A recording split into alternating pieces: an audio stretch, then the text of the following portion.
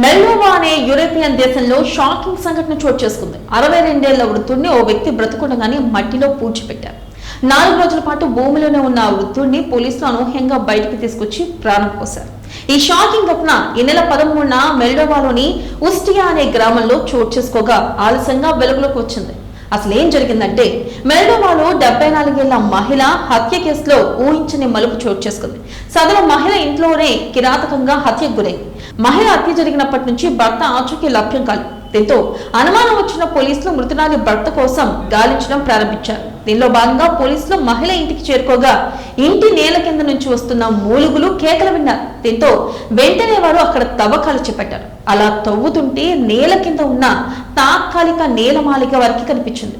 లోపలికి వెళ్లి చూడగా అక్కడ బతుకున్న 62 ఏళ్ల వ్యక్తి వారికి కనిపించడంతో అంతా షాక్ అయ్యారు. అతను సృహలో ఉన్నప్పటికీ అతనికి మెడ, ముఖంపై గాయాలు, గుర్తులు కనిపించాయి. ఇక 4 రోజులుగా అతను అక్కడ చిక్కుకుపోయినట్లు గుర్తించారు. తన బంధువైన 18 ఏళ్ల యువకుడు ఒకడు తనని ఇలా పూర్తి చేశాడని తెలిపాడు. ఈ ఘటన మే 18వ తేదీ రాత్రి జరిగినట్లు వృద్ధుడు తెలిపారు.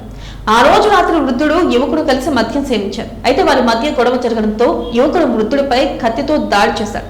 దాడిలో తీవ్రంగా గాయపడిన వృద్ధుడిని యువకుడు బేస్మెంట్ లో బంధించి దాని ముఖద్వారాన్ని మట్టితో కప్పేశాడు.